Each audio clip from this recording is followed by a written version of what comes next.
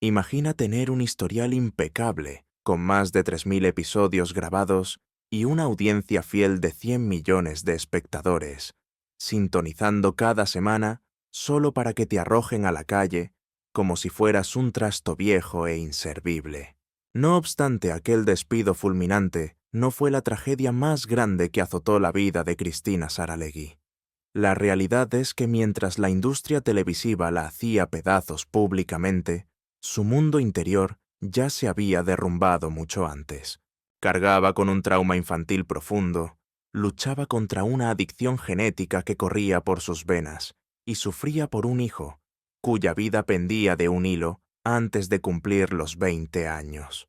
¿Cuál fue el verdadero motivo para destronar y expulsar a la reina indiscutible de la televisión hispana de su propio imperio? La causa real es mucho más siniestra y turbia de lo que los titulares te contaron, y su origen se remonta a tiempos previos al escándalo mediático. Prepárate, porque hoy revelaremos 4 secretos devastadores, cada uno más impactante que el anterior.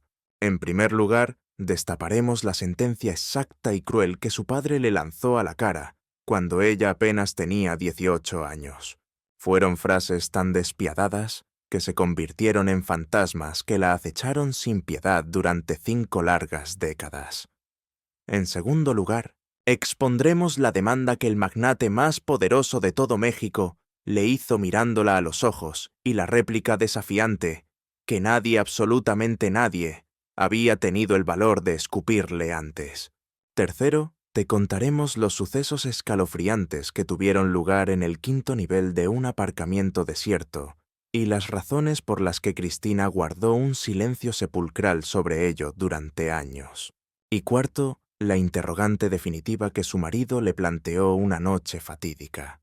Una única cuestión, que la colocó entre la espada y la pared, obligándola a decidir si quería salvar su leyenda profesional o acabar con el mismo destino trágico que su madre. Te alertaré cuando lleguemos a cada uno de esos puntos críticos, pero para comprender realmente cómo lograron destruirla, primero debes conocer el pedigrí y la cuna de esta mujer. Porque es vital entender que Cristina Saralegui no conoció la pobreza al nacer, no surgió de la nada, ni tuvo que escalar desde el subsuelo, como suele ocurrir en los cuentos de éxito que nos venden. Ella provenía de la aristocracia caribeña, de una de las estirpes más influyentes y poderosas de la Cuba de antaño, una verdadera dinastía, que tenía el monopolio absoluto sobre lo que leía toda la nación. A su abuelo lo apodaban con reverencia el zar del papel. Este hombre tenía el control total sobre la importación de papel prensa para cada periódico y revista de la isla. Literalmente, cualquier cosa que se imprimiera en Cuba pasaba por sus manos. Estamos hablando de poder en su estado más puro. No la efímera fama de la televisión, sino la capacidad real de decidir quién tenía voz y quién no. La familia residía en una mansión de ensueño, ubicada en el distrito más exclusivo de Miramar, en La Habana. Rodeados de jardines inmensos y un ejército de servidumbre, tenían todo lo que la riqueza podía ofrecer. Cristina llegó al mundo en ese paraíso el 29 de enero de 1948, siendo la primogénita de 5 hermanos, Vicky Pachi, María Eugenia e Iñaki. El orden de nacimiento es crucial aquí. Al ser la mayor sobre los hombros de Cristina, recaía la obligación de ser perfecta, de marcar el camino y cumplir con las expectativas más asfixiantes. Por favor, memoriza el nombre de Iñaki, el más pequeño de la familia. Más adelante comprenderás por qué su destino está intrínsecamente ligado al colapso emocional de Cristina. Ella creció en una burbuja de opulencia, autoridad y publicaciones impresas. Estaba inmersa en el negocio editorial. El periodismo no era simplemente el oficio familiar, era el ecosistema natural en el que vivía. Su futuro parecía estar tallado en piedra. Se daba por hecho que heredaría las riendas de aquel imperio y continuaría el legado de su abuelo. Sin embargo, el año 1959 marcó el fin de una era y todo se transformó en un abrir y cerrar de ojos. Fidel Castro y sus rebeldes tomaron el control de la isla. Lo que el nuevo régimen hizo con la élite cubana y las familias adineradas es una historia de despojo bien conocida. Utilizaron términos legales como confiscación y nacionalización para disfrazar lo que en realidad fue un robo sistemático de todo su patrimonio.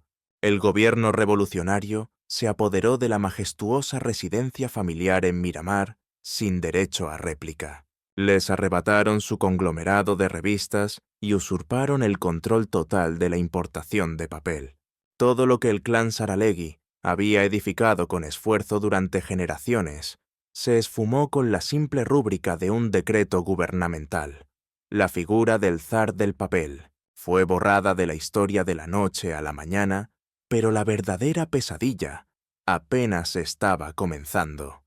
Llegado el año 1960, la familia comprendió que la única opción era la huida inmediata. No existía horizonte alguno en la Cuba comunista para personas de su clase. Representaban todo lo que el nuevo sistema odiaba y deseaba aniquilar. Cristina era apenas una niña de 12 años en aquel momento. Había pasado su corta existencia viviendo como una princesa en un palacio y de repente se veía forzada a dejarlo todo atrás. La noche previa a su exilio, Cristina fue testigo de cómo sus padres organizaban la fuga hablando en susurros nerviosos. Murmuraban en la oscuridad para no alertar ni asustar a los niños. En su inocencia, Cristina no procesaba que aquel viaje no tenía billete de vuelta. Imaginaba que se trataba de unas vacaciones forzadas que pronto retornarían a su mansión, a sus muñecas y a su vida privilegiada. Pero la realidad que les esperaba era devastadora. Su padre, Francisco René Saralegui, fue retenido por las autoridades en la isla, impidiéndole salir junto al resto de su familia. Durante 6 meses agónicos, él permaneció atrapado en Cuba, mientras su esposa y sus 5 hijos aguardaban en Miami carcomidos por la duda de si volverían a verlo con vida. Piénsalo, 180 días de terror puro. Una madre sola a cargo de 5 menores en una nación extranjera sin recursos, sin redes de apoyo y sin saber si su marido había sido fusilado o encarcelado. Cristina absorbió todo ese dolor. A sus 12 años observó impotente cómo su madre se iba consumiendo lentamente bajo la presión de la incertidumbre. Cuando Francisco René finalmente logró burlar el cerco y escapar, llegó a las costas de Miami transformado. Ya no era el magnate de antes, era un hombre roto por dentro. Ella lo había perdido absolutamente todo. Su inmensa fortuna se había evaporado. Su estatus social se hizo polvo.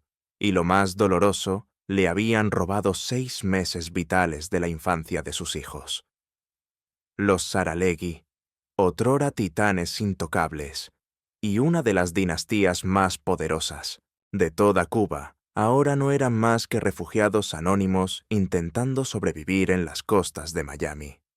Pasaron de palacios a vivir hacinados en un apartamento minúsculo, donde la nueva realidad implicaba contar cada centavo con angustia para llegar a fin de mes. Ya no existía la servidumbre a su disposición. Los jardines exuberantes eran solo un recuerdo, y las cenas de gala, con invitados influyentes, habían desaparecido. Solo quedaba una familia fracturada luchando desesperadamente por recoger los pedazos y reconstruirse en una nación extraña que no sentían como propia. Cristina se vio obligada a cursar un máster en humildad y aprender a subsistir sin privilegios. Tuvo que tragar la amarga píldora de que el apellido Saralegui, antes una llave maestra, no valía nada en las calles de Miami. Entendió a la fuerza que el poder omnipotente de su abuelo se había desvanecido en el aire confiscado y silenciado, tal como las revistas que el régimen cubano les había arrebatado. Sin embargo, en medio de esa catástrofe, asimiló una lección mucho más trascendental. Descubrió que la única riqueza verdadera, esa que ningún dictador puede expropiar, es la que llevas en tu interior. Es tu intelecto, tu determinación de acero, y esa capacidad inagotable de ponerte de pie, cuando el mundo entero te da por acabada. Había un mantra de guerra que resonaba entre la comunidad de exiliados y que se grabó en su mente: pa'lante siempre pa'lante, para atrás ni para coger impulso. La mirada siempre fija en el horizonte, jamás en el pasado, ni siquiera para tomar vuelo. Cristina escuchó esa filosofía por primera vez durante las noches más oscuras de su destierro y la convirtió en el motor de su existencia. Jamás olvidó ese contraste brutal, la opulencia de la mansión de Miramar frente a la asfixiante realidad de ese pequeño apartamento, la mesa de caoba rodeada de dignatarios frente a la mesa vacía y triste del exilio. Pensemos en las fechas 1958, un mundo de criados, jardines infinitos y un apellido que abría cualquier cerrojo. Corte a 1961. ¡Pum! La realidad te golpea en la cara. Un piso de 2 habitaciones y 5 hermanos luchando por 1 centímetro de espacio. Un apellido que se había devaluado a cero. En solo 3 años pasó de ser una princesa a una refugiada más. Ese abismo entre sus 2 vidas la definió para siempre. Aquello le enseñó que todo lo material es efímero y puede desaparecer en un chasquido, que el poder es una simple ilusión óptica y que lo único que realmente posees es el imperio que levantas con el sudor de tu frente. Pero seamos honestos, lo que Cuba le arrancó a la familia Saralegui fue mucho más que cuentas bancarias. Les robó algo que las biografías oficiales suelen omitir por vergüenza. Les arrebató la salud mental y la estabilidad emocional de Ido, el pilar de la casa. María Cristina de las Nieves, Santa Marina. La madre de Cristina jamás logró sanar las heridas del destierro. El trauma de ver su vida desmoronarse fue una carga demasiado pesada. La incertidumbre agónica de esos 6 meses separada de su esposo dejó cicatrices invisibles que nunca cerraron. Y así comenzó a beber. Al principio parecía inofensivo, algo ocasional. Una copa para calmar los nervios destrozados, un trago para borrar los recuerdos. Pero luego se volvió diario y finalmente una necesidad constante. El alcohol se transformó en su único refugio, su fortaleza contra el dolor insoportable. Este es un secreto oscuro que Cristina mantuvo bajo llave durante décadas. La cruda realidad es que su madre era alcohólica y terminó perdiendo la vida a causa de sus propios demonios y su adicción. Cristina maduró observando con horror cómo el alcohol consumía a su madre lentamente, viendo cómo aquella mujer distinguida, que organizaba las fiestas más exclusivas de Miramar, se deformaba hasta convertirse en alguien irreconocible. Memoriza bien este dato porque la sombra del alcohol regresará más adelante en esta historia, y cuando lo haga, comprenderás el terror puro que sentía Cristina, el pánico visceral de convertirse en el reflejo de su madre. Quizás tú también sepas lo que se siente, crecer viendo cómo alguien a quien amas se autodestruye poco a poco, mientras te preguntas cada día si ese destino trágico también está escrito en tu sangre. A pesar de todo, Cristina era una fuerza de la naturaleza, brillaba con luz propia. Poseía un don innato para la escritura. Las palabras brotaban de ella con una fluidez casi mágica que despertaba la envidia de sus compañeros. En el año 1966, con apenas 18 años, ingresó a la Universidad de Miami. El periodismo no era una elección, lo llevaba tatuado en el ADN. Su horizonte parecía despejado y prometedor. Pero fue entonces cuando su padre tomó una decisión que le dejaría una cicatriz, imborrable en el alma. Presta mucha atención porque aquí llegamos a la primera de las 4 revelaciones que te prometí. Son las palabras exactas afiladas como cuchillos que su padre le soltó a los 18 años. Francisco René Saralegui había intentado levantar su imperio nuevamente en Miami, pero el juego había cambiado. Ya no tenía los contactos, carecía del poder político y había perdido el monopolio del papel que antes controlaba. Apostó lo poco que tenía en un negocio que parecía seguro, y lo perdió casi todo. Ahora se enfrentaba a una encrucijada imposible. Sus finanzas solo le permitían pagar la universidad de uno de sus 5 hijos. Tenía que jugar a ser Dios y elegir a quién otorgarle un futuro y a quién condenarlo. Y su elección fue Pachi el varón. No se lo dijo en persona. La llamó por teléfono. La conversación fue fría, brutal y sin margen para súplicas. Mira, hija, como padre cubano de la vieja escuela, mi obligación es mandar a tu hermano a la universidad. Él es hombre y algún día tendrá la carga de mantener a una familia. Tú no, porque el hijo de alguien más te mantendrá a ti. Eso era machismo en su estado más puro, honesto y devastador. Grábate eso a fuego en la mente, porque esas palabras perseguirían a Cristina el resto de sus días, y son la clave para entender cada paso rabioso que dio después. Aquel hombre que había sido una pieza clave del imperio editorial más grande de Cuba, acababa de encender la mecha de su ambición. Aquel hombre no era un novato cualquiera. Venía de las altas esferas habiendo sido una pieza clave en el imperio de revistas más colosal y poderoso que jamás se gestó en Cuba.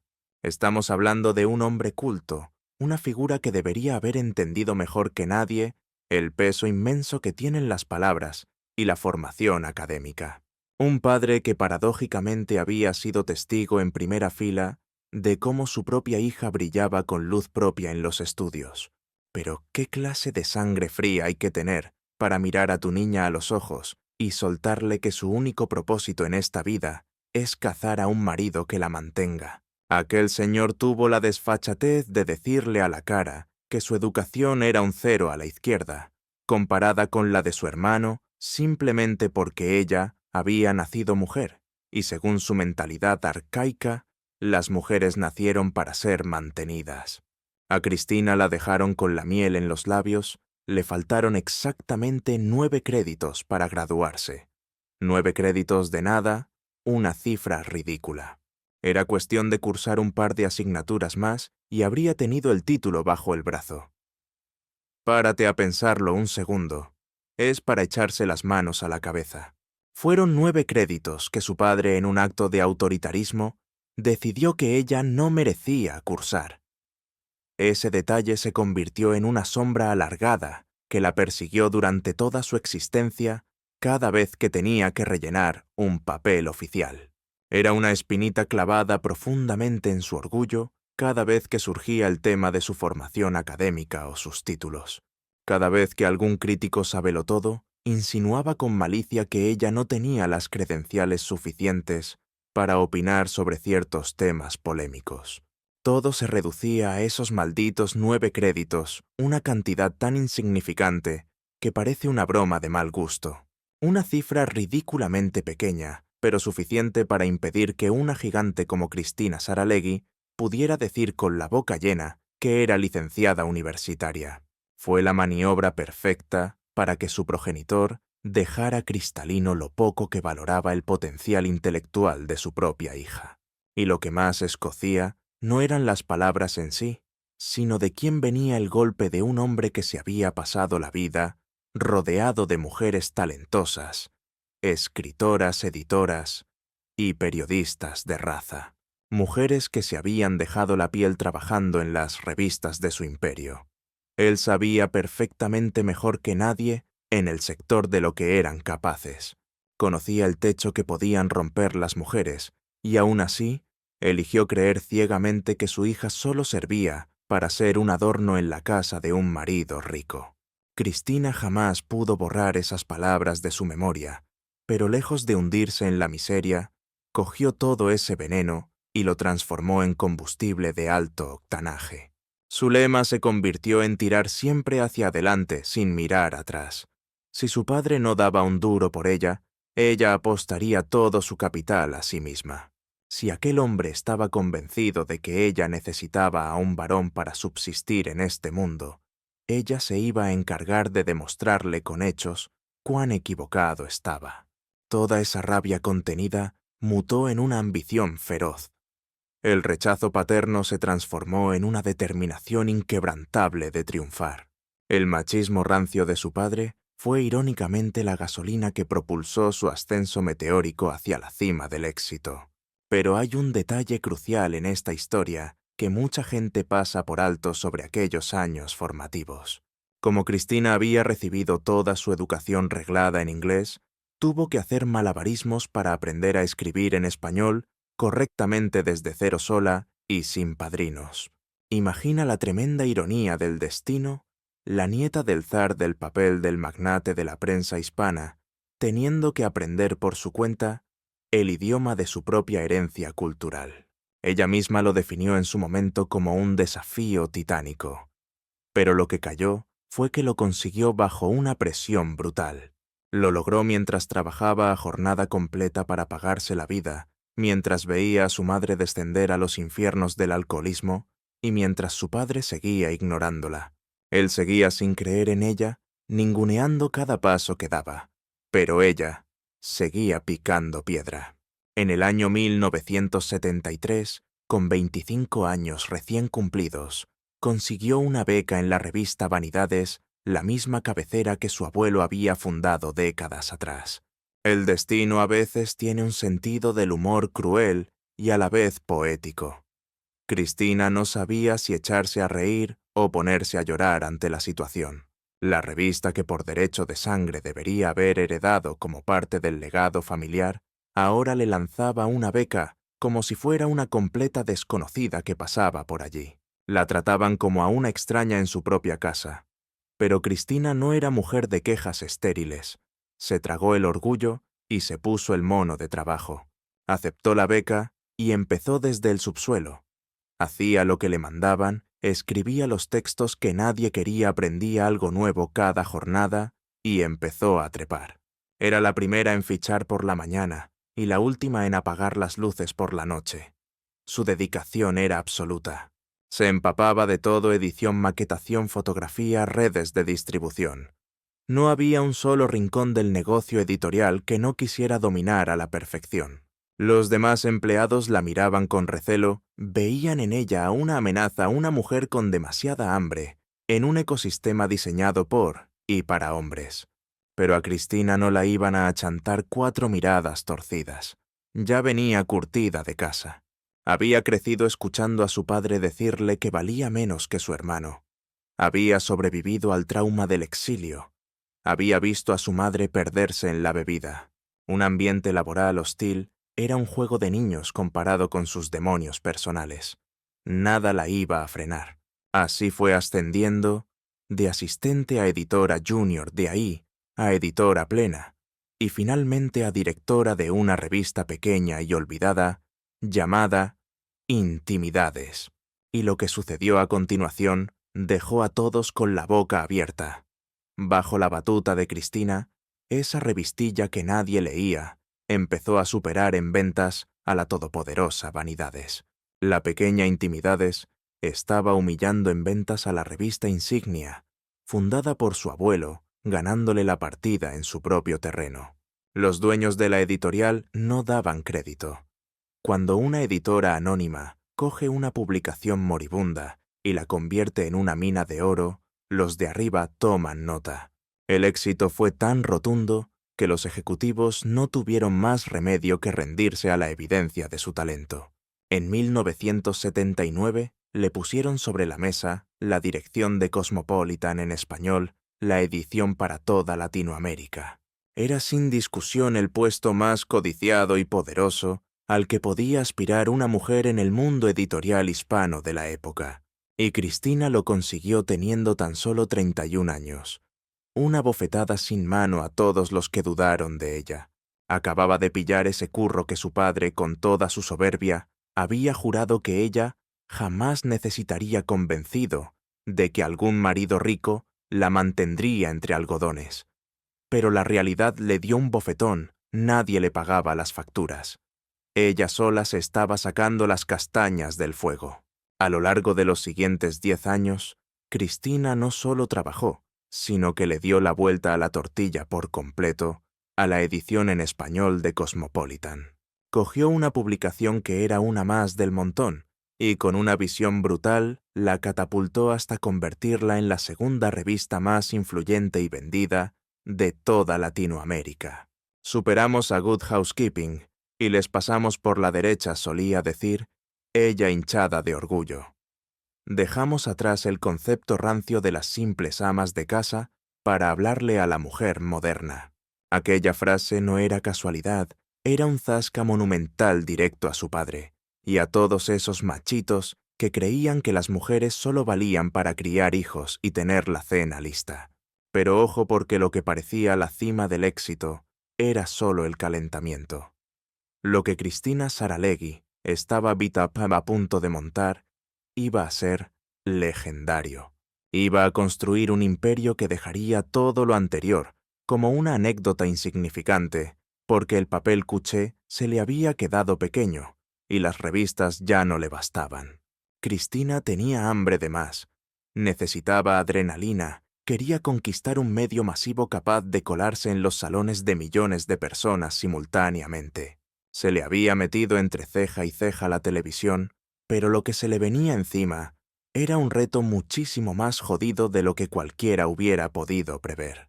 Corría el año 1989, y a sus 41 años Cristina decidió tirarse a la piscina con el salto más peligroso de toda su trayectoria profesional. La cadena Univisión le puso sobre la mesa un contrato para presentar un programa de entrevistas en español.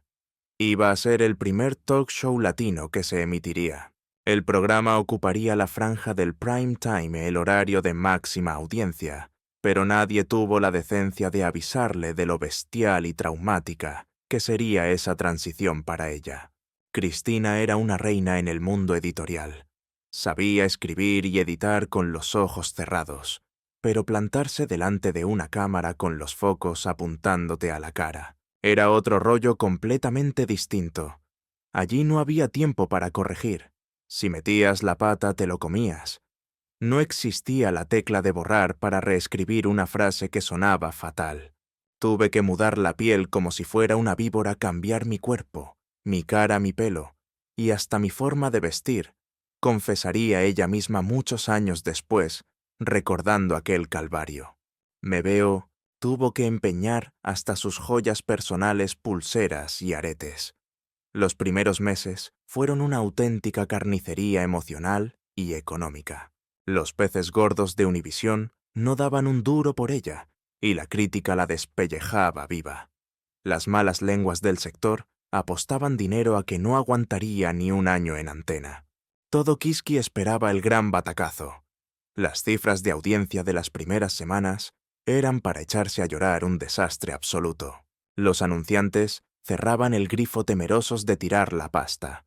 El rumor en los pasillos era ensordecedor. Decían que le darían el finiquito al show antes de acabar la primera temporada. Cristina vivía sin pegar ojo. Analizaba con lupa cada detalle del programa, tiraba a la basura lo que no cuajaba y se tragaba el orgullo para escuchar las críticas y mejorar el producto. No estaba dispuesta bajo ningún concepto a dejar que el sueño de su vida se fuera al garete por falta de curro. Pero Cristina tenía un as en la manga que esos críticos intelectualoides no olían. Conocía a su público como la palma de su mano, porque en el fondo, ella era una más de ellas. Sabía perfectamente lo que las mujeres latinas se morían por oír, porque eran las mismas palabras de aliento que ella había necesitado desesperadamente. Se atrevió a meter el dedo en la llaga con temas que nadie tenía las narices de tocar en la caja tonta. Sexo sin tapujos, violencia doméstica cruda, cuernos, trapos sucios familiares, enfermedades mentales y el infierno de las adicciones.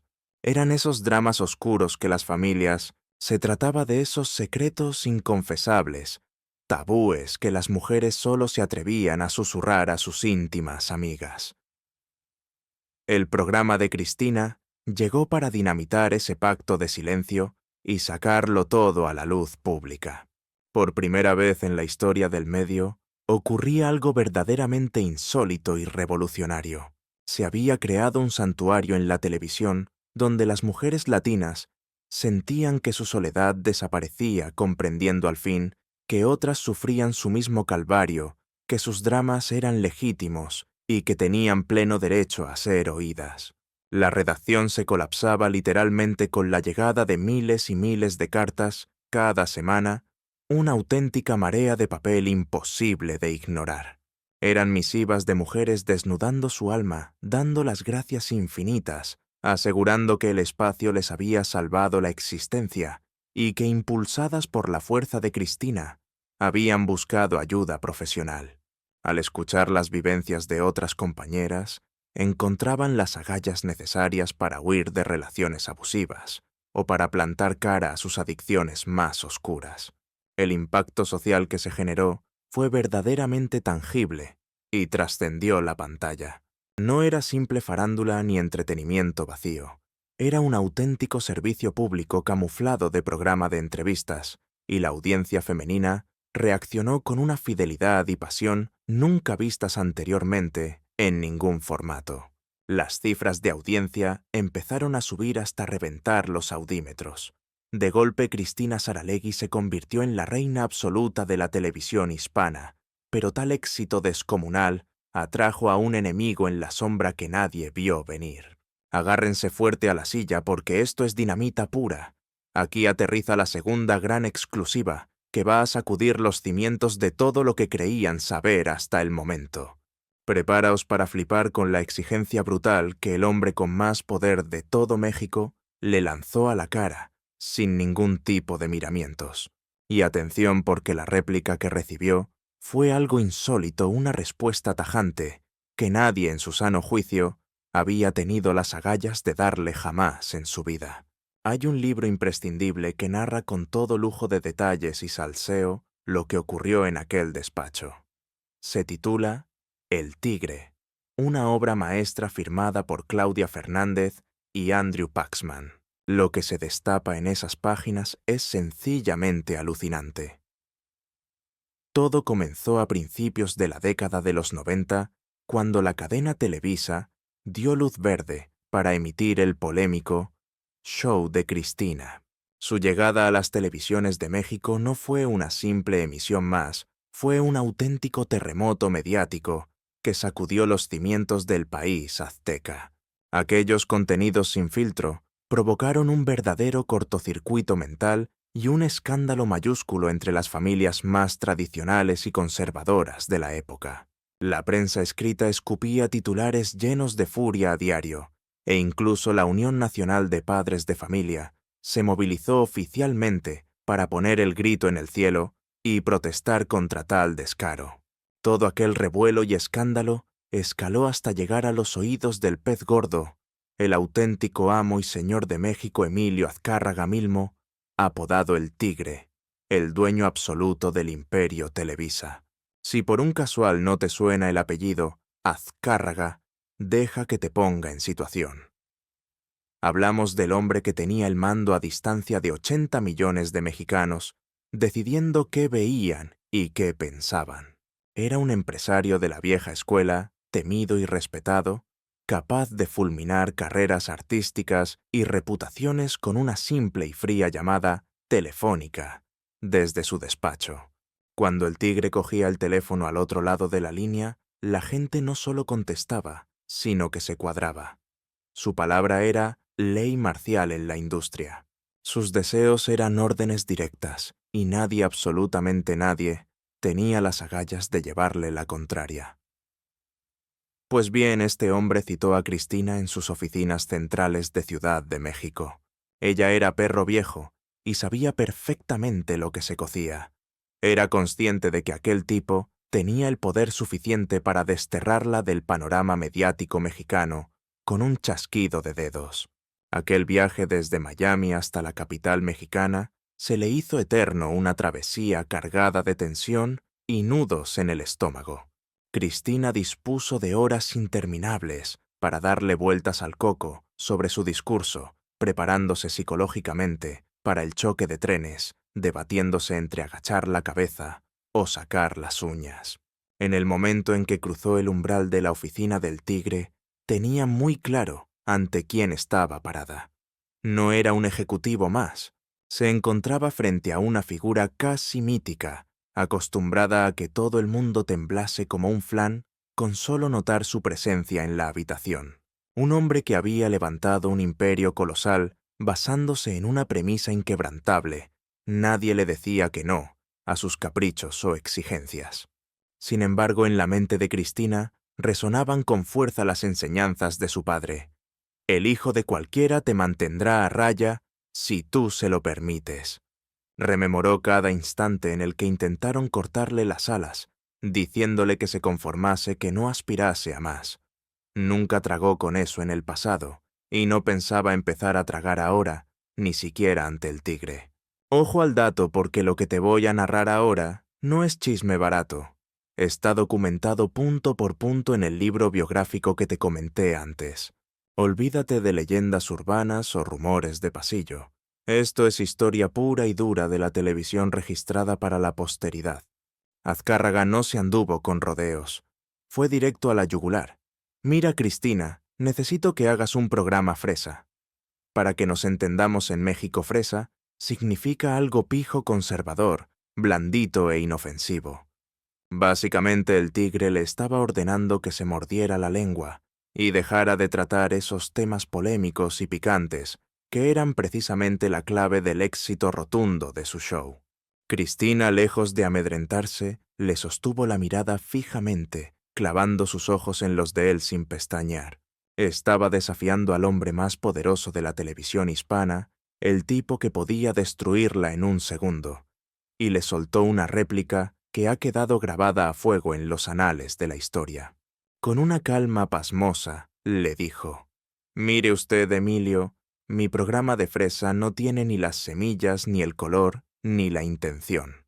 El tigre, contra todo pronóstico, estalló en una carcajada sonora. No se esperaba esa salida. Nadie le hablaba con ese descaro. «Esta cubanita tiene un par de cojones», exclamó sorprendido. Pero Cristina no había terminado su alegato. «Mi programa está hecho para mi gente en Estados Unidos. Todo lo que tocamos son realidades crudas que nosotros enfrentamos día a día». Y remató la jugada con un órdago. «Así que la pelota está en su tejado. Usted decide si mantiene el programa en antena tal cual es o lo cancela aquí mismo». Párate a pensar en la magnitud de lo que acababa de hacer. Una mujer cubana en el exilio sin ningún gran conglomerado cubriéndole las espaldas. Acababa de plantarle cara al padrino de la televisión latina, dejándole claro que no iba a vender sus principios por mantener el puesto. Le dijo que no pensaba cambiar ni una sola coma de su guión. Nadie jamás le había dado un ultimátum de ese calibre a Azcárraga en su propia casa. El desenlace fue un pacto que, si lo analizas bien, fue una victoria aplastante para Cristina, aunque al principio pareciera un castigo. Azcárraga la degradó moviéndola del Canal 2 al Canal 9. Era su forma de marcar territorio, un intento de bajarle los humos y demostrar quién mandaba ahí. Pero el tiro le salió por la culata, porque años más tarde, el Canal 9 se convirtió en una cadena nacional de primer orden.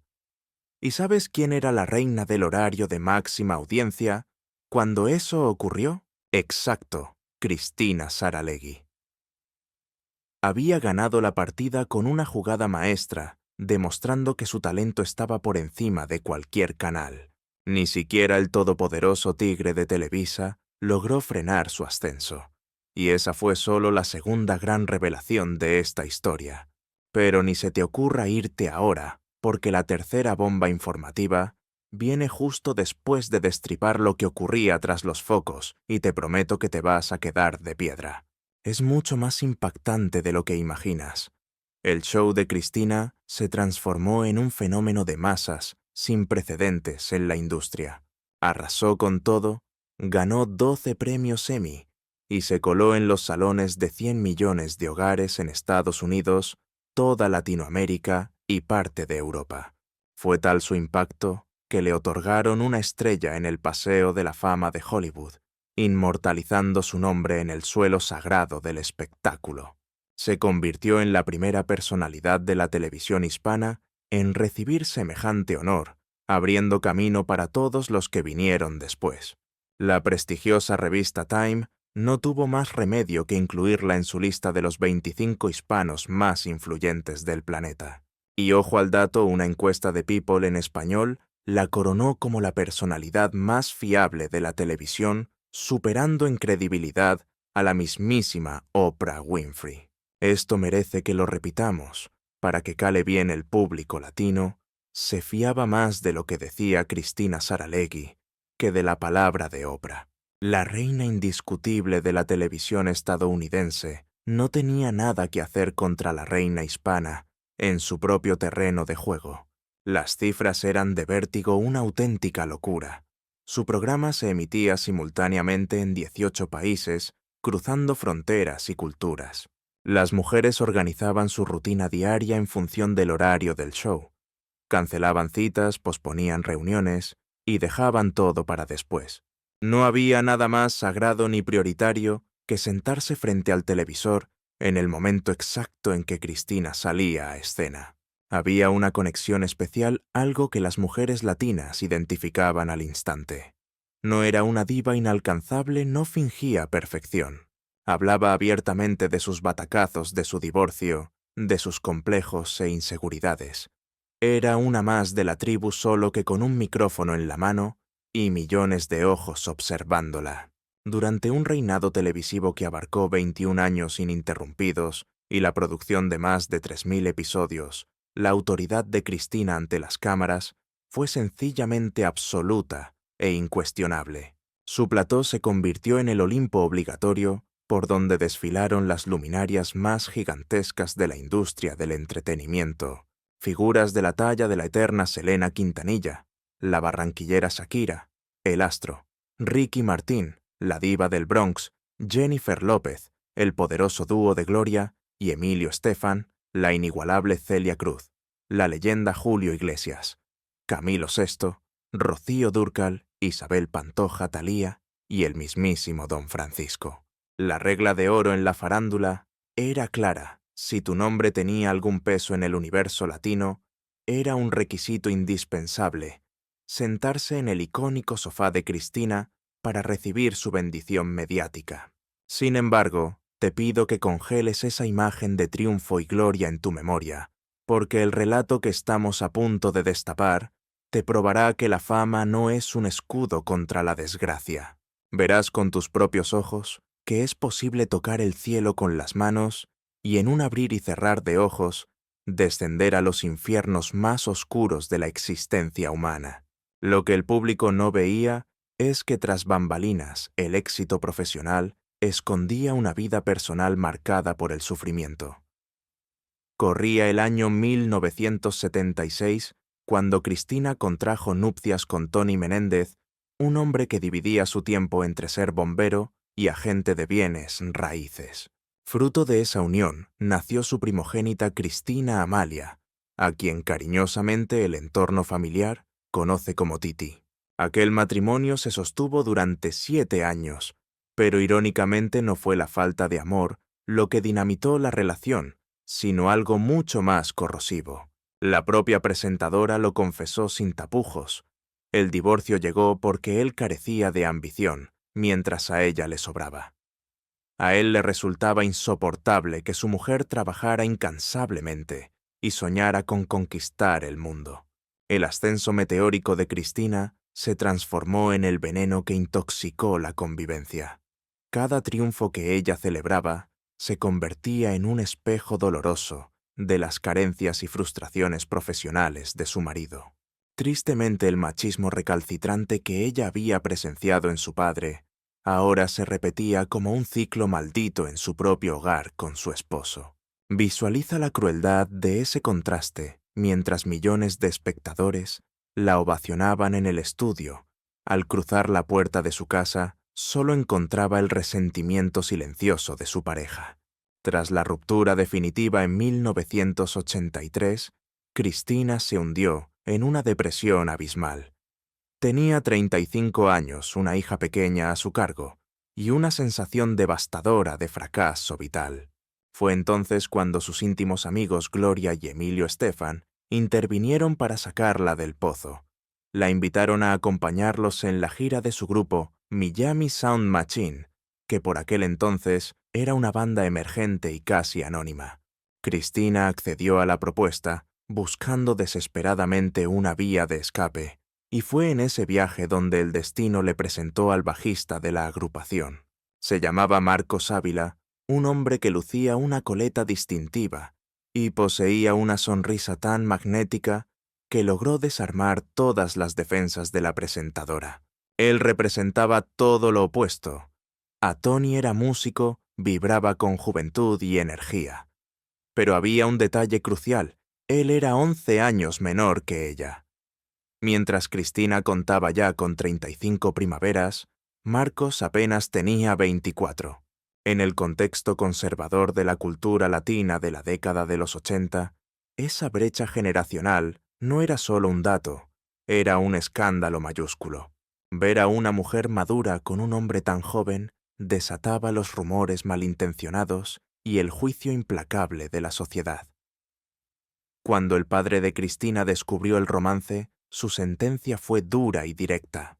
Vaticinó con frialdad que aquello era un capricho pasajero que no duraría ni 5 años. La respuesta de Cristina, llena de ingenio y pasión, pasó a la historia. No me importa en absoluto, papá. Si es así, serán los 5 años más deliciosos e intensos de toda mi existencia. Desafiando a todos, se juraron amor eterno en 1984. La realidad aplastó los pronósticos, han permanecido unidos por más de 40 años. Aquel padre que auguró un final rápido, falleció sin ver jamás el desenlace de ese vínculo inquebrantable. Y no lo vio porque el final nunca llegó. Aquel hombre que había subestimado a su hija pensando que necesitaba un marido proveedor para sobrevivir, se equivocó rotundamente. Tuvo que ser testigo de cómo ella edificaba una carrera monumental, una trayectoria estelar, que él jamás hubiese podido concebir en sus sueños más salvajes. También tuvo que tragarse sus palabras al ver cómo el matrimonio que él había sentenciado al fracaso florecía y se fortalecía década tras década, contra todo pronóstico. Con la elegancia que la caracteriza, Cristina jamás le echó en cara su triunfo. No hacía falta decir ni una sola palabra. La evidencia era abrumadora. Cristina Saralegui había probado al mundo que no necesitaba que nadie la mantuviera económicamente, pero lo que Marcos hizo por amor puro es una historia oculta que merece ser contada.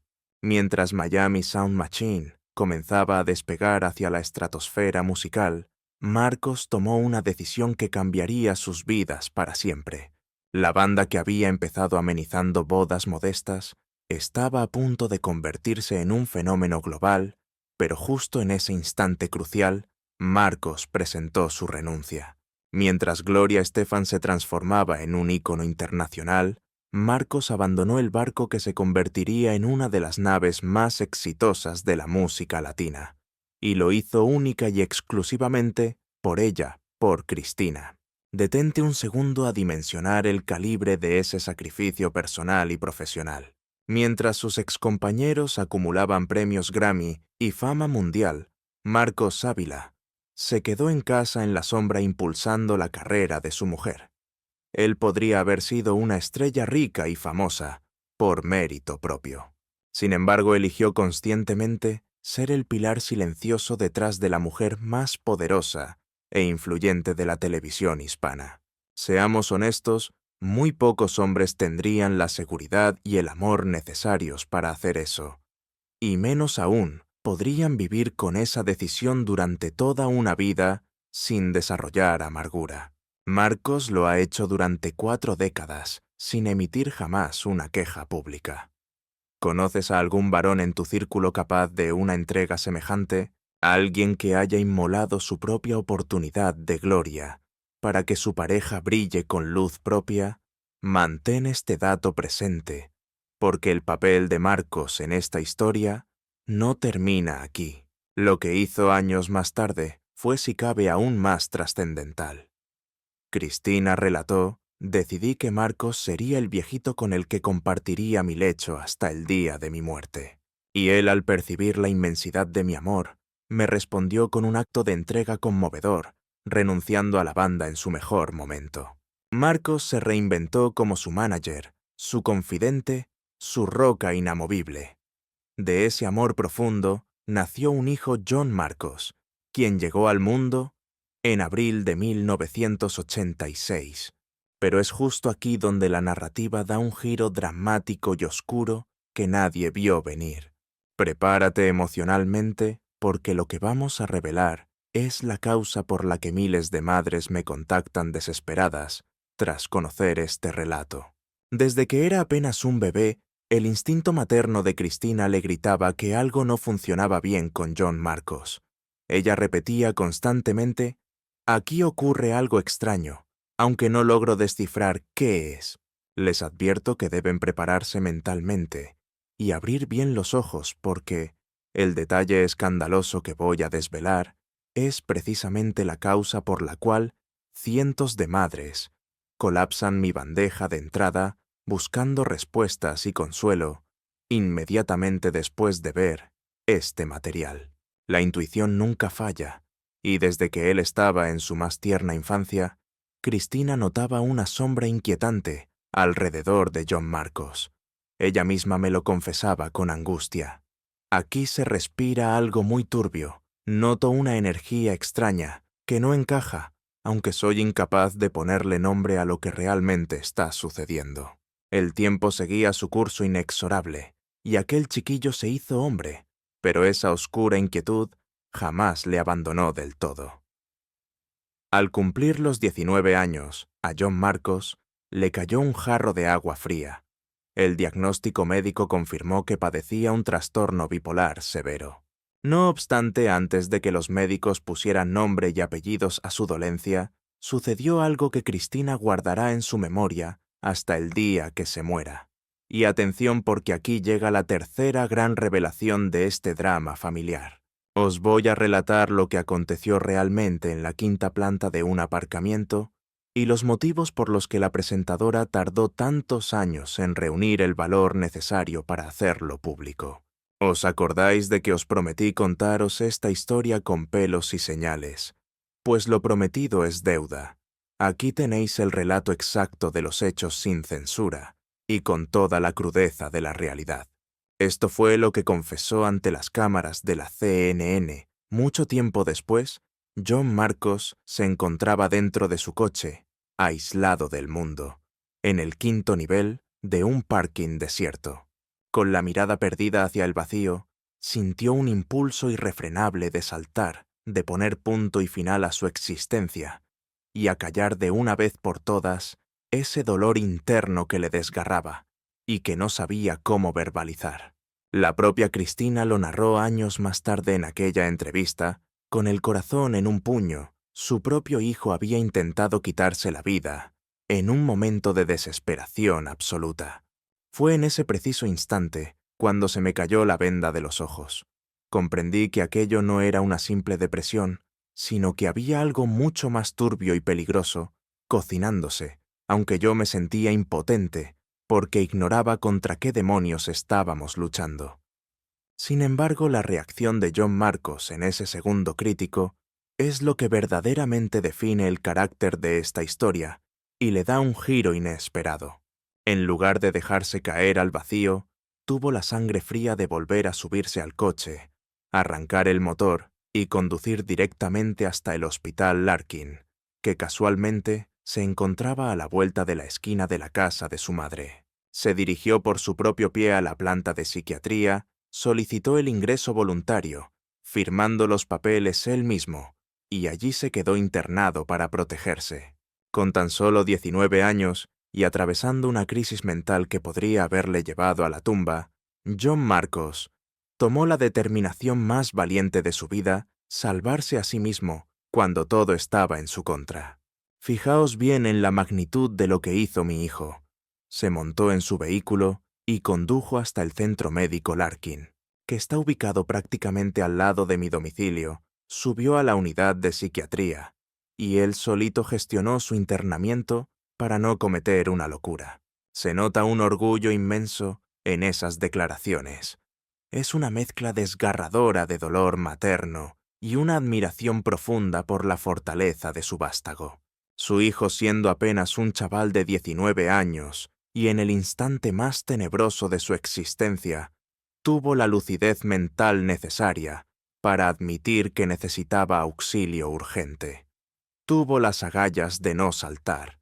Tuvo el coraje suficiente para ponerse al volante y firmar su propia entrada en un psiquiátrico, algo que a muchos adultos les aterraría hacer. ¿Cuántas personas, os pregunto yo, habrían mantenido esa claridad de juicio en una situación tan límite? ¿Cuántos jóvenes de esa edad, con una crisis, gritándoles en la cabeza que acabaran con todo, habrían sacado fuerzas de flaqueza para rescatarse a sí mismos del abismo? Para un momento y reflexiona sobre esto. John Marcos actuó por iniciativa propia sin que nadie le coaccionara. Pero desgraciadamente, eso no fue lo único que Cristina descubrió en aquella época. Resulta que su hijo se practicaba cortes en el cuerpo.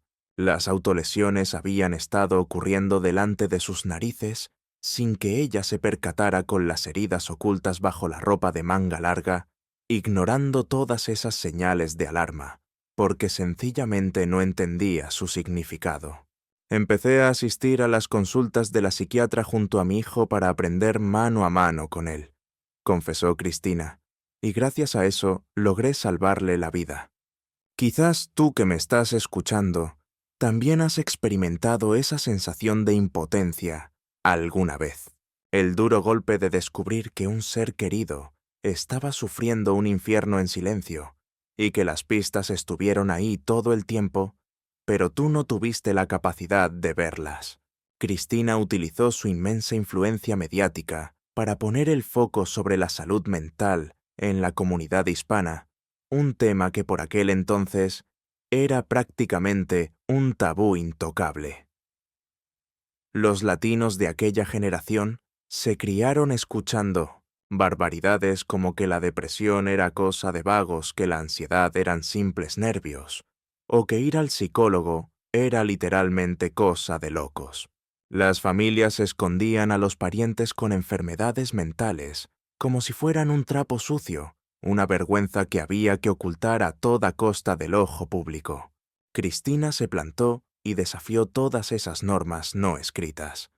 Habló abiertamente de su hijo en la televisión nacional y explicó con todo lujo de detalles qué era el trastorno bipolar. Llevó a expertos de primer nivel a su plató y normalizó el hecho de pedir ayuda profesional, rompiendo una lanza por todos aquellos que sufrían en la sombra. Le llovieron las críticas como era de esperar. Hubo gente malintencionada que la acusó de vender las miserias de su familia, y otros que decían que esos trapos sucios no debían airearse en público, pero también recibió miles de cartas de madres agradecidas, que por fin comprendían el calvario que estaban pasando sus hijos. Casi ningún latino entiende lo que implica realmente una enfermedad mental, sentenció ella con contundencia. Como la procesión va por dentro, ningún latino quiere pisar la consulta de un psiquiatra por miedo a que le cuelguen la etiqueta de loco de remate. A día de hoy, en pleno año 2026, John Marcos tiene ya 38 años, se encuentra totalmente estable y vive bajo el mismo techo que Cristina. Está conmigo, gracias a Dios. Le agradezco al Señor cada día lo bien que está John Marcos después de tantos años lidiando con la bipolaridad. La historia de John Marcos afortunadamente tuvo un desenlace lleno de esperanza. Pero no bajéis la guardia todavía, porque mientras Cristina Saralegui se dejaba la piel salvando a su hijo de los demonios de la enfermedad mental, la industria televisiva, que ella misma había ayudado a levantar, preparaba la traición, más dolorosa y rastrera de toda su vida. Mientras ella luchaba en el frente familiar, su carrera profesional estaba a punto de desmoronarse como un castillo de naipes. En noviembre de 2010, tras 21 años ininterrumpidos en antena, la directiva de Univisión tomó una decisión drástica que nadie vio venir. Cancelaron fulminantemente el show de Cristina. Por aquel entonces la presentadora tenía 63 años. Le faltaban exactamente 2 años para jubilarse con todos los honores, 2 años para recibir el homenaje de despedida que se había ganado a pulso. No le concedieron ni eso. Cuando le soltaron la noticia a bocajarro, Cristina no daba crédito a lo que escuchaba. Le pregunté directamente a la persona encargada de darme la mala nueva. «Espera un momento. Me estás echando a la calle», porque era incapaz de procesarlo. Creerse semejante descaro. La contestación que recibió por parte de la directiva fue cuanto menos un insulto a su inteligencia y trayectoria. «Tranquila, no pasa nada. Tú vas a seguir produciendo programas especiales para nuestra cadena».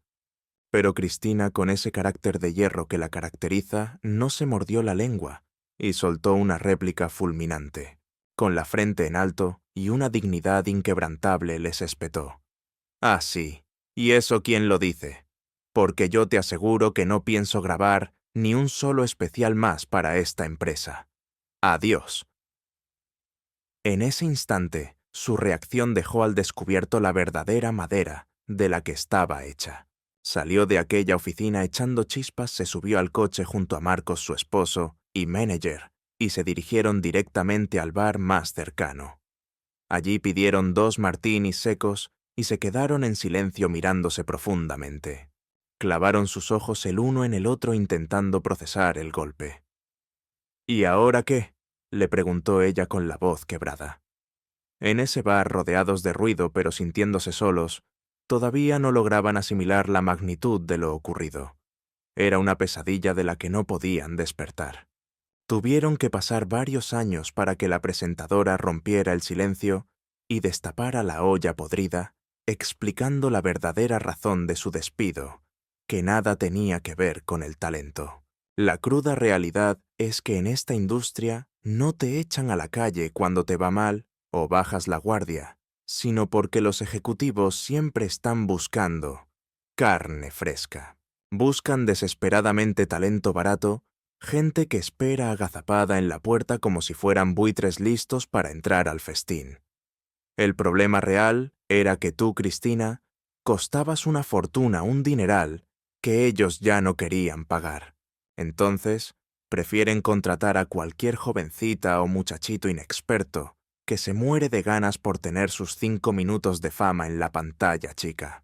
Ese novato va a cobrar $15,000 por hacer el mismo trabajo que tú, y aunque lo haga fatal y no conecte con la audiencia a la empresa, solo le importan los números, les cuesta 15,000 y tú costabas millones. Así fue como la mujer más influyente y poderosa de la televisión hispana fue sustituida sin miramientos por una opción de bajo coste.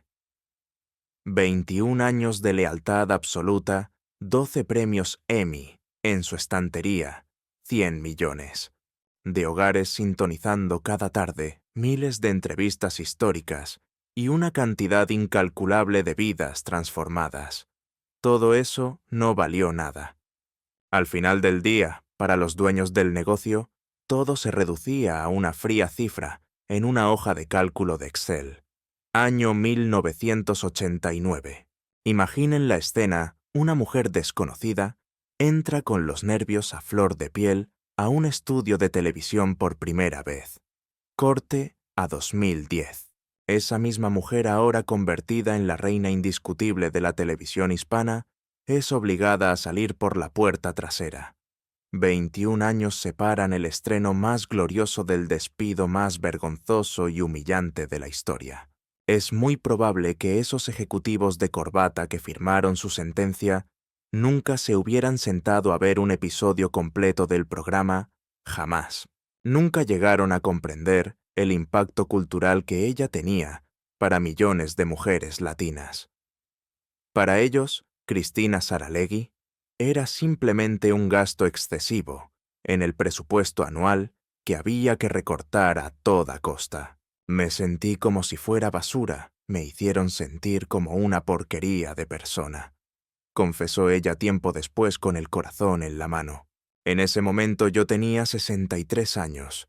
Fíjense en la crueldad: después de haberles entregado mi vida entera, solo me faltaban 2 años para jubilarme con todos los honores, con una despedida digna, una celebración bonita rodeada de mis empleados, que más que trabajadores eran mi propia sangre, mi gente.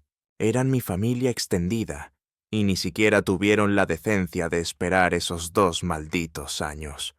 Lo que hicieron fue una jugada sucia, un acto verdaderamente feo y despiadado. Imaginen la carga sobre sus hombros. Tenía 30 empleados directos que dependían de su sueldo para vivir 30 familias enteras, y tuvo que ser ella misma quien diera la cara. Les tuvo que decir: nos echaron, a mí me botaron como a un perro, y eso significa que nos vamos todos a la calle. El dolor de ese momento es indescriptible.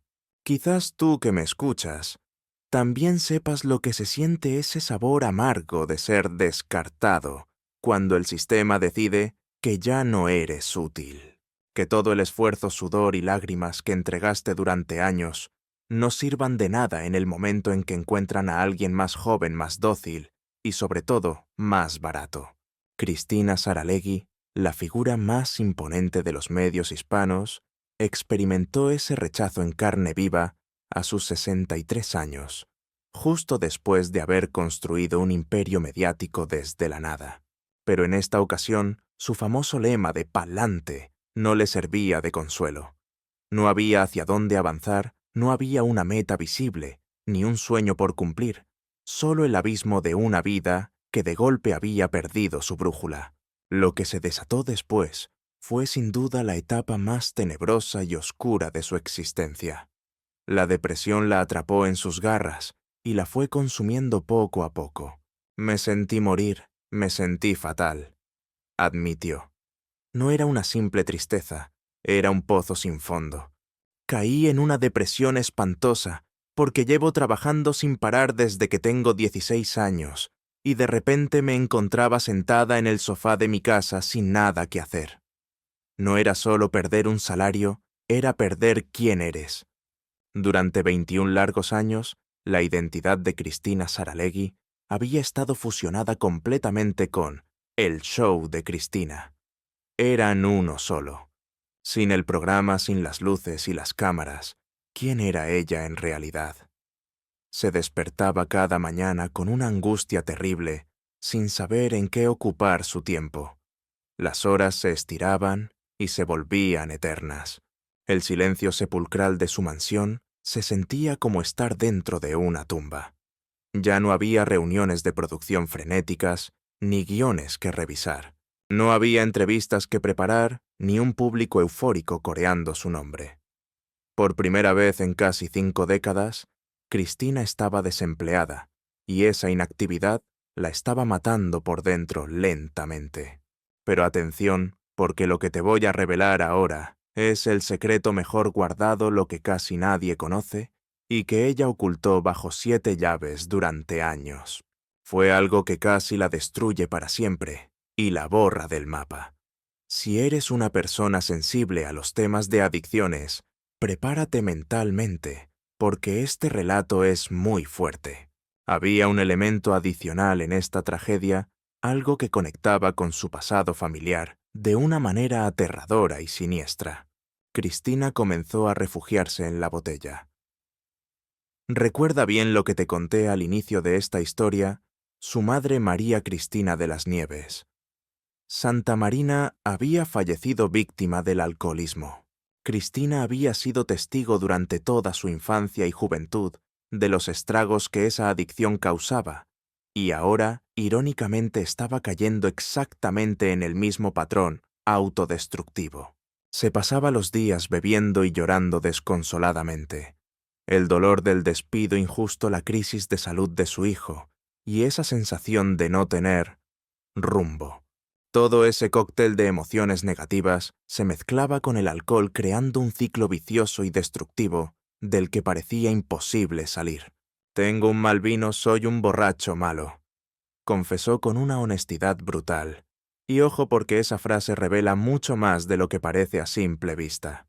Tener un borracho malo significa que su personalidad cambiaba radicalmente. Cuando bebía se transformaba en otra persona, en un ser oscuro. No era de esas personas que se ponen alegres y risueñas con unas copas. No le daba por ser cariñosa ni graciosa. Al contrario, se volvía agresiva, se hundía más en la depresión y se volvía incontrolable. El alcohol no la aliviaba, sino que sacaba a relucir la peor versión de ella misma. Sus demonios internos tomaban el control y amenazaban con arrasar con todo lo que quedaba de su vida, replicando con exactitud los patrones tóxicos que habían sacado la peor versión de su madre durante su propia infancia. Aquel fantasma materno no era un recuerdo lejano, sino una presencia viva que habitaba en el fondo de cada copa que se llevaba a los labios. ¿Te acuerdas de aquel secreto que te pedí que mantuvieras bajo llave sobre Marcos? Pues agárrate, porque él iba a reaparecer en escena con más fuerza que nunca, y su intervención posterior sería el giro definitivo de esta historia. Lo que hizo a continuación fue crucial, mucho más importante que cualquier otra cosa anterior. Aquí lo tenemos. Y ahora prepárate, porque aterrizamos en la cuarta y más impactante revelación de toda esta saga. Todo se reduce a la pregunta lapidaria que su marido le lanzó una noche cualquiera, un interrogante que cortó el aire denso de la habitación como un cuchillo afilado. Fue una sola frase, pero tuvo el poder de obligarla a elegir entre salvar su prestigioso legado o acabar consumida y destrozada, tal y como terminó su madre. Marcos Sávila, el hombre que abandonó a los Miami Sound Machine por ella, ese mismo hombre que había sido su roca inquebrantable y su refugio seguro durante más de 30 años, finalmente rompió su silencio. Pero no lo hizo con palabras dulces ni consuelo barato. Lo hizo con una interrogación brutal que le heló la sangre. ¿Qué es lo que quieres realmente? ¿Ser recordada por la historia como una gran periodista o simplemente como una vieja borracha? Intenta imaginar por un segundo lo que se siente al escuchar una verdad tan cruda de boca de la persona que más amas en este planeta. Aquel que te conoce mejor que tú misma, quien ha sido testigo de cada uno de tus triunfos y que ahora observa impotente cómo estás demoliendo tu vida ladrillo a ladrillo. Vieja borracha. Esas palabras resonaban como un eco maldito, evocando a su madre la encarnación de su mayor miedo. Eran los dos términos que unidos tenían la capacidad de destrozarla por completo. Marcos jugó su última carta con maestría quirúrgica. Sabía perfectamente dónde golpear para que doliera de verdad. Era consciente de que los argumentos lógicos ya no servían de nada. Había comprendido que el amor incondicional no había bastado para frenarla. Sabía que la única vía posible para rescatarla del abismo era enfrentarla cara a cara con su peor pesadilla. Y vaya si funcionó. Aquel instante marcó un antes y un después. Fue el momento exacto en que Cristina soltó la botella y dejó de beber radicalmente de la noche a la mañana. El ultimátum desesperado de Marcos surtió el efecto que ninguna terapia ni súplica había logrado. La disyuntiva era clara: gloria eterna como periodista o vergüenza como alcohólica, o pasar a la historia como una triste vieja borracha. La elección estaba servida sobre la mesa y no admitía puntos medios. Cristina, con la dignidad que le quedaba, eligió el periodismo. Eligió proteger su leyenda y sobre todo eligió no transformarse en el espejo de su madre. Pa'lante, una vez más, pero esta vez avanzar significaba renunciar al alcohol para siempre. Sin embargo, el destino aún guardaba cartas amargas. Las tragedias no habían cesado. En el año 2017, 7 años después de su polémico despido, falleció Iñaki Saralegui. Recuerda que te pedí expresamente que no olvidaras su nombre, porque esta pieza es fundamental en el doloroso rompecabezas de su vida. Era su hermano menor, pero el vínculo iba mucho más allá. Cristina lo había criado prácticamente como si fuera su propio hijo. Fui yo quien lo crió, confesaba ella con el corazón en la mano. Incluso mi hija dice que él es como mi hijo mayor. Iñaki no era solo familia, era su mano derecha, su sombra, su asistente personal y la persona de máxima confianza después de Marcos. La situación se tornó crítica cuando necesitó un trasplante de hígado urgentemente. pasó 5 largos y agónicos meses luchando por su vida en la cama de un hospital. Fueron 5 meses de incertidumbre absoluta, oscilando entre la esperanza y el terror, hasta que finalmente perdió la batalla. Iñaki Saralegui exhaló su último aliento el 2 de mayo de 2017. Se había ido el hermano pequeño que Cristina amó como a un hijo, el hombre que permaneció leal a su lado durante toda su carrera mediática, quien conocía sus secretos mejor que nadie. Se marchó para siempre. El mensaje de despedida que Cristina compartió en su cuenta de Instagram fue sencillamente desgarrador y rompió el corazón de sus seguidores. «Anoche mi hermano Iñaki falleció», escribió con profundo dolor, después de una batalla titánica de 5 meses en el hospital tras un trasplante de hígado. «Hermano, siempre estarás vivo en mi corazón y en el de toda nuestra familia». Unas palabras que apenas alcanzaban a cubrir el vacío inmenso que dejaba su partida. «Te amo». No existen palabras en el diccionario capaces de describir lo que significa perder a alguien que has criado, alguien que ocupaba simultáneamente el rol de hermano y de hijo. Iñaki representaba el último eslabón vivo con su infancia en Cuba, ese lazo sagrado con el pasado que se desvanecía irremediablemente. Era el remanente de la familia que habían sido antes de que todo su mundo se derrumbara. Detente un momento a pensar en la magnitud de todo lo que Cristina había perdido. Su madre fallecida a causa del alcohol, su hermano menor muerto tras un trasplante fallido, su carrera estelar arrebatada por unos ejecutivos fríos que solo sabían leer hojas de cálculo y números de audiencia. Todo este drama se desarrollaba mientras ella estaba fuera del aire, despojada de la plataforma que había definido su identidad durante 2 décadas. Y para colmo, su propio cuerpo empezó a colapsar. Cristina recibió un diagnóstico devastador: ataxia, una enfermedad hereditaria y cruel que provoca un daño progresivo e imparable en el sistema nervioso. Los síntomas son terribles: debilidad muscular, extrema pérdida del equilibrio y serias dificultades para articular palabras con claridad. En su caso particular, la enfermedad se complicó provocando una peligrosa acumulación de líquido en el cerebro. No tuvo opción. Tuvo que someterse a una cirugía cerebral de urgencia. Una operación de altísimo riesgo que podía haber salido mal de 1000 maneras distintas. Fue una intervención que la dejó expuesta y vulnerable en un estado de fragilidad física que jamás había experimentado en su vida de dama de hierro. La misma mujer que se había enfrentado al mismísimo tigre, Azcárraga, sin pestañear ahora, dependía totalmente de médicos y enfermeras para sus necesidades más básicas. Aquella figura imponente que había dominado las cámaras y los platós durante décadas, ahora libraba una batalla titánica, simplemente para poder caminar en línea recta. Mi hermano Francisco la padece y está postrado en una silla de ruedas, y mi papi murió de eso, explicó ella. Hay que hacer mucha terapia y sobre todo dejar de beber alcohol.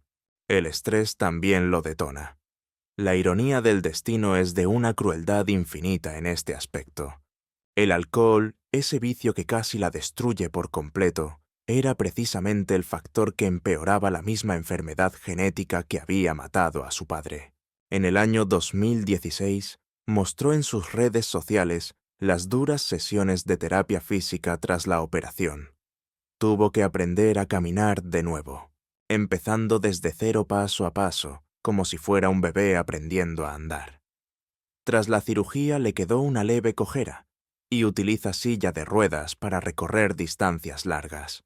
Pero cuando en 2017 regresó finalmente a los estudios de Univisión, para aquella visita, Marcos se puso muy pesado, insistiendo en que utilizara la silla de ruedas, pero la respuesta de Cristina fue tajante y no admitía réplica. Su contestación fue para enmarcar: prefería estirar la pata antes que cruzar el umbral de Univisión sentada en una silla de ruedas. Genio y figura esa es Cristina Saralegui, digna incluso estando destrozada, enferma, o tras haber sido apuñalada por la espalda. Su orgullo le impedía terminantemente mostrar ni un ápice de debilidad o vulnerabilidad frente a aquellos ejecutivos que tras años de servicio la habían echado a los leones. Además, la pobre arrastra una forma de artritis genética bastante chunga, de esas raras, y depende de un tratamiento experimental que su propio marido Marcos se encarga de inyectarle religiosamente. Ya en 2015, tuvo que pasar por el quirófano para operarse de cataratas. Al final el cuerpo tiene memoria, y 7 décadas de batalla mediática le estaban pasando una factura muy cara. Entre el despido fulminante y los dramas personales que le cayeron encima, Cristina intentó volver al ruedo televisivo para demostrar que aún tenía garra. Fue en 2011 cuando se lanzó a la piscina en la competencia con el programa Pa'lante con Cristina, en la cadena Telemundo. La aventura duró un año escaso. ¿Y queréis saber la verdad de por qué se fue al garete tan rápido? Pues simple y llanamente, porque ella no encajaba allí ni con cola. Se sentía fatal como la mujer que le está poniendo los cuernos a su marido cada vez que se encendían los focos del plató. Ella es de la vieja escuela leal hasta la médula, con una fidelidad casi canina. Jamás se le hubiera pasado por la cabeza currar para otros que no fueran los de su cadena de toda la vida. Cristina se sentía sucia, como si estuviera traicionando sus principios al trabajar para la competencia. Y claro, la audiencia no es tonta, olió la tostada al instante, y los datos de audiencia se desplomaron en picado. El experimento de Telemundo fue un fracaso estrepitoso, y Cristina optó por hacer mutis por el foro, desapareciendo del mapa televisivo por completo. En este mundillo de la farándula, tras décadas codeándose con la crème de la crème, se dio de bruces con una realidad muy amarga. Los amigos de verdad brillaban por su ausencia. En una entrevista confesó sin pelos en la lengua que solo pondría la mano en el fuego por 2 personas, Gloria Estefan y la inigualable Celia Cruz. Y pare usted de contar solo 2. Sobre Thalía se encargó de desmontar el chiringuito de su supuesta gran amistad. La diva mexicana ni siquiera se dignó a presentarle a sus hijos con lo amiguísimas que decían ser. Ojo al dato porque quien era su amiga de verdad era Yolanda, la madre de Thalía, no la cantante. Y este detalle dice, verdades como puños. Esto os resume perfectamente cómo funciona el Star System latino. Todo es postureo, sonrisas, profidén en la alfombra roja, abrazos de oso cuando graban y palabras bonitas. Pero todo era puro teatro, una fachada de cartón piedra. Detrás de tanto ya, solo había frialdad y mucho cálculo interesado. Cristina había entrevistado a Thalía cientos de veces, dándole pábulo y promoción a su carrera en cada oportunidad. Tenían un álbum de fotos juntas infinito, y todo el mundo se tragó el cuento de que eran uña y carne íntimas de toda la vida. Y resulta que a la hora de la verdad, Thalía le dio la espalda en lo personal. Con tanta fama y premios, al final Cristina vio que solo 2 personas habían sido auténticas con ella. Es muy fuerte. Parad un segundo a asimilar la gravedad de esto. Toda una vida en la cima de la industria, miles de personas adulándote, y al final te sobran dedos de una mano para contar a quién le importas de verdad. Es para echarse a llorar. Seguro que a ti también te ha pasado alguna vez. Haces recuento y te das cuenta de que la gente que creías imprescindible se esfumó cuando vinieron mal dadas. Descubres a las malas que la lista de leales es mucho más corta que las mangas de un chaleco. Gloria y Emilio Estefan, los mismos que ejercieron de celestinos con Marcos, siguen ahí al pie del cañón después de 40 años. La lealtad que ellos le demostraron es la excepción que confirma la regla en un nido de víboras, donde todos se mueven por interés. Tras esto, Cristina desapareció 14 años. Las malas lenguas se cebaron con ella y los bulos corrieron como la pólvora. Radio Macuto no paraba. Decían que estaba postrada en una silla de ruedas que le daba a la botella que estaba en la ruina absoluta y totalmente acabada. Pero en enero de 2024, con 76 tacos, dio el campanazo reapareciendo en Despierta América y Callando Bocas. Fue un momentazo televisivo de los que ponen los pelos de punta. 14 años de especulaciones y de pronto allí estaba ella rubísima con su voz inconfundible y una energía que ya quisieran muchas de 20. La Cristina que vimos ese día no venía a dar pena ni a pedir clemencia. No era una mujer derrotada, ni iba de víctima de la vida. Se plantó allí como una superviviente nata que ha decidido disfrutar de la prórroga de su vida como le da la real gana. Me lo paso de lujo, soltó. Ni la han sacado de la tumba, ni llegó rodando en silla. Aclaró que ni es alcohólica, ni yonki, ni está sin un duro. Pero ¿en qué cabeza cabe que estemos arruinados, habiendo currado como mulas toda la vida y siendo dueños de 3 estudios de televisión? Hay que ser muy corto de luces o muy bruto para tragarse eso. Esa es la Saralegui en estado puro, directa a la yugular sin filtros, y negándose a que nadie la trate con condescendencia. Pero lo más revelador fue su confesión sobre su retiro mediático. Pasa olímpicamente de las redes sociales y del trabajo, porque tiene otras prioridades. Ahora tiene una asignatura pendiente, está aprendiendo a vivir, a ejercer de mujer, de abuela, de madre y de hija, recuperando el tiempo perdido. Todo aquello que se perdió mientras estaba currando a destajo y dejándose la piel por el audímetro. La mujer que vendió su alma a la tele por fin ha recuperado las riendas de su existencia. Su hija Titi la ha hecho abuela de 2 soles, Dominic y Cristina María, que son su nueva alegría. Por primera vez en su vida, Cristina puede chochear con los nietos tranquilamente, sin la espada de Damocles de las audiencias. Puede llevárselos al parque a jugar sin tener que salir corriendo a una grabación ni mirar el reloj cada 5 minutos.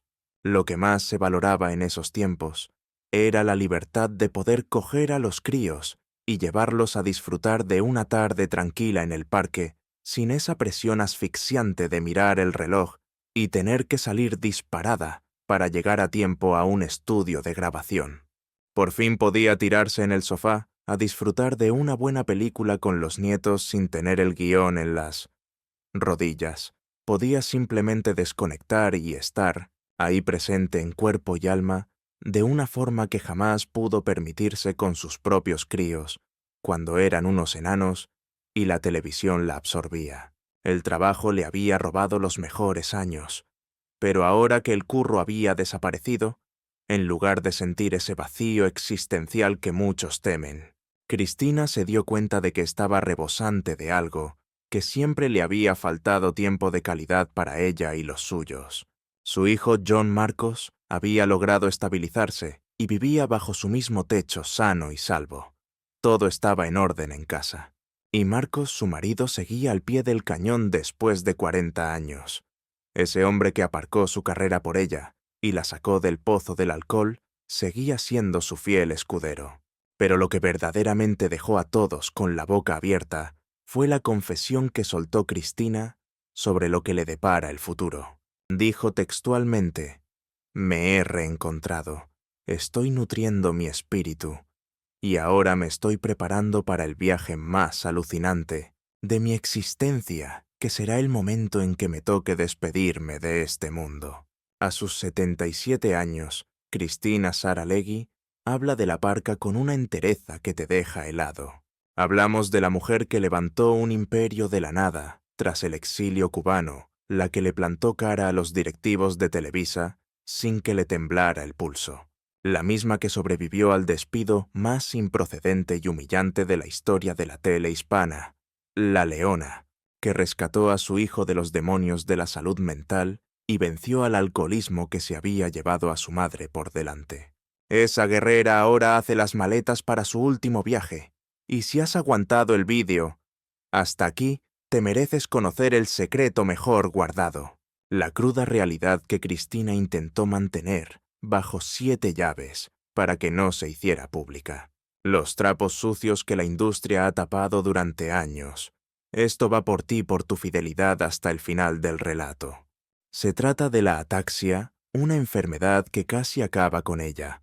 Pero no es solo cosa suya, es una maldición genética, una herencia envenenada, que lleva persiguiendo al apellido Saralegui durante generaciones. Su hermano Francisco también ha caído. El pobre está postrado en una silla de ruedas incapaz de andar y dependiendo totalmente de terceros para moverse. Y su padre, aquel señor que le soltó que solo un hijo varón podría mantenerla, falleció exactamente de lo mismo. Párate a pensar en la ironía del destino.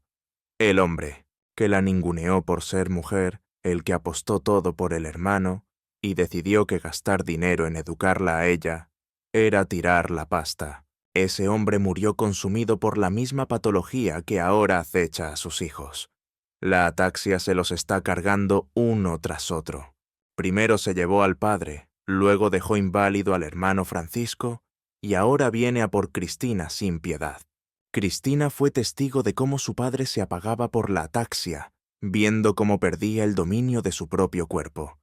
Vio cómo la enfermedad se lo comía poco a poco y años más tarde tuvo que ver a su hermano Francisco terminar pegado a una silla de ruedas incapaz de dar ni un solo paso por sí mismo. Y ahora le ha tocado a ella la China la misma dolencia, la misma condena familiar. Cuando la metieron en quirófano para operarle el cerebro por la hidrocefalia, los médicos no daban un duro porque volviera a caminar. Las apuestas estaban en su contra. La rehabilitación pintaba larga, agónica y sin garantías de éxito. Cristina Saralegui, la diva que había desfilado por las alfombras rojas de Hollywood, la que tenía su estrella brillando. En el Paseo de la Fama, la que se enfrentó al tipo más poderoso de México con la cabeza alta. Esa mujer tuvo que aprender a andar de nuevo como si fuera un bebé, pasito a pasito, sujetándose a las paredes de los pasillos, dándose batacazos, levantándose y volviendo a probar suerte. En el año 2016, subió vídeos de su rehabilitación a las redes, no para dar pena, sino para demostrar que seguía dando guerra. Ahí la tenías a la reina de la pantalla, sudando la gota gorda, dejándose la piel por avanzar 1 metro.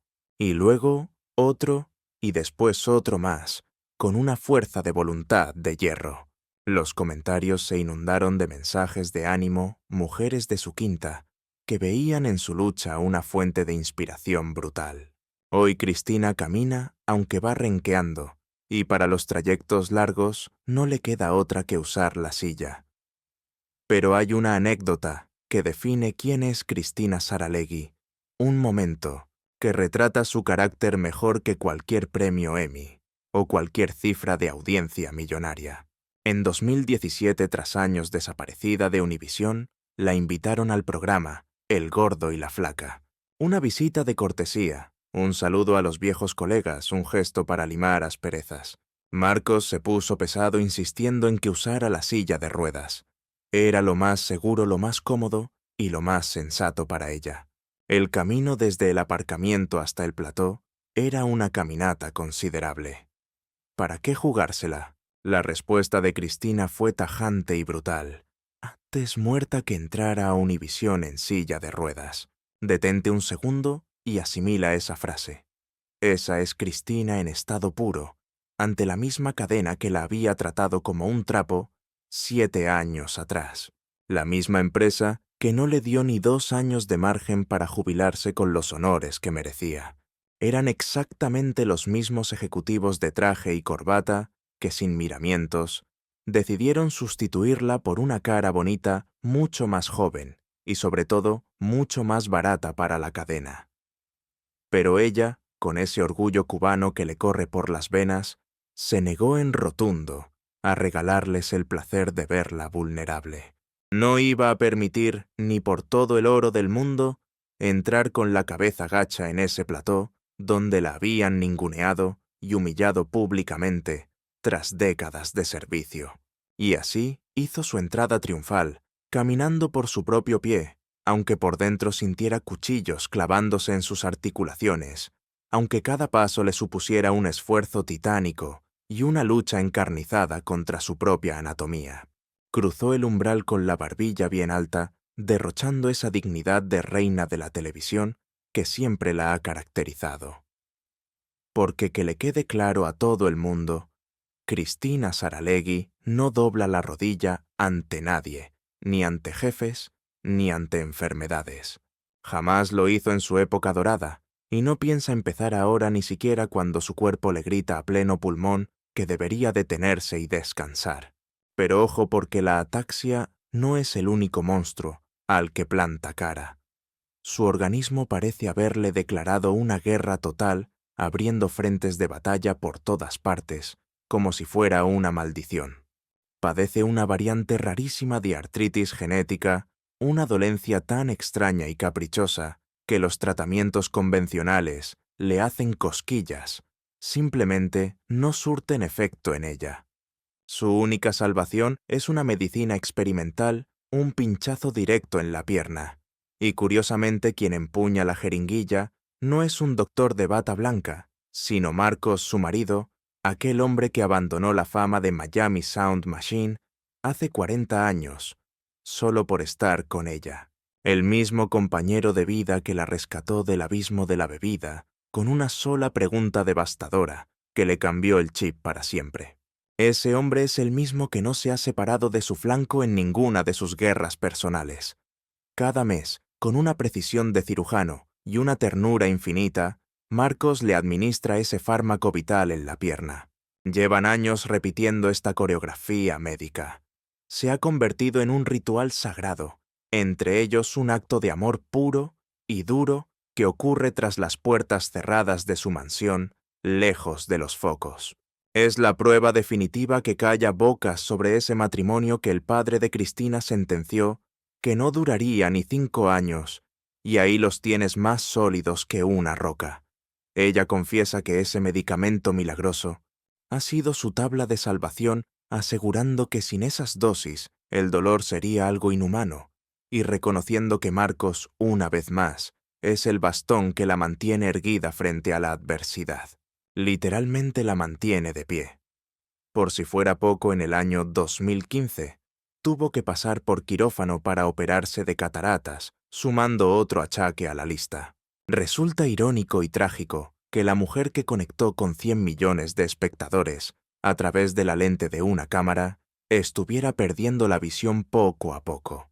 Haced recuento: cataratas, ataxia severa, una artritis genética, rarísima cirugía en el cerebro y dificultades serias de movilidad.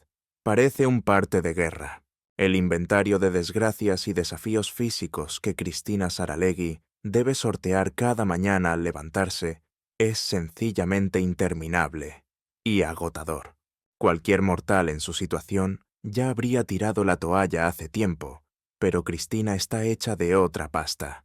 A sus 78 años se niega a claudicar, rehúsa quedarse postrada en una cama y no permite que un diagnóstico dicte quién es. Cuando la prensa o los fans le preguntan cómo demonios lo hace, cómo logra seguir empujando el carro con semejante carga encima, su respuesta es de una sencillez aplastante. La clave está en ser constante con las terapias y fundamental mantenerse alejada de la botella y de los excesos que tanto daño le hicieron en el pasado. El estrés es otro veneno que debe evitar a toda costa. Abandonó el alcohol de forma radical tras aquel ultimátum tajante que le dio Marcos, o la bebida, o él. Ahora cumple con sus ejercicios de rehabilitación como si fuera una religión, gestiona los nervios como buenamente puede, y avanza día a día, pasito a pasito, sin mirar atrás. Su lema es claro: para adelante, siempre para adelante, aunque el cuerpo se rebele y diga basta, aunque cada movimiento sea un suplicio, incluso cuando lo fácil sería sentarse en el sofá y dejarse ir. Pero atención, porque hay un dato que muy pocos conocen y que desmonta por completo esa imagen de pobrecita víctima que las malas lenguas intentaron vender tras su despido fulminante. Cristina y Marcos no eran simplemente un matrimonio bien avenido. Eran y son los amos de un auténtico imperio empresarial que ríete tú de las grandes cadenas. Estamos hablando de ser propietarios de 3 estudios de televisión completos, productoras propias, negocios diversos e inversiones millonarias. Levantaron todo ese patrimonio juntos ladrillo a ladrillo, sudando la gota gorda durante décadas. Cuando las víboras decían que estaba arruinada tras salir de Univisión, pintándola como una mujer destrozada y, sin un duro en el bolsillo, Cristina se estaba riendo a carcajadas en la cara de todos ellos desde su mansión.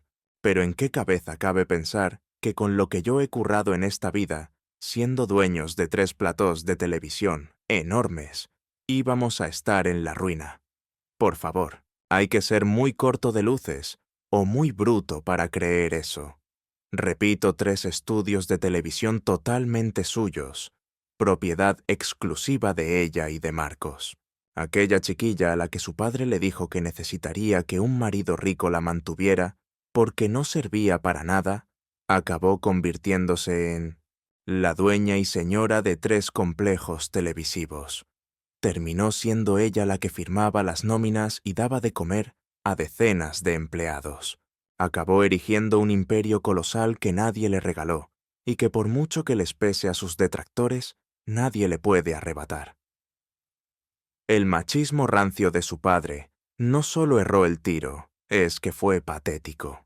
Aquello fue una profecía nefasta que Cristina se encargó de triturar y pisotear con cada éxito que cosechaba en su carrera profesional.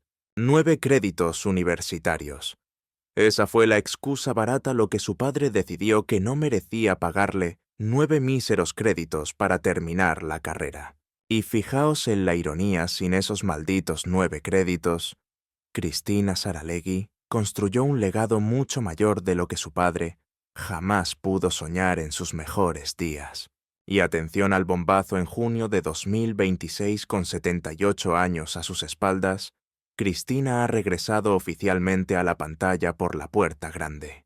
Lo ha hecho con una entrevista exclusiva nada menos que a Karol G.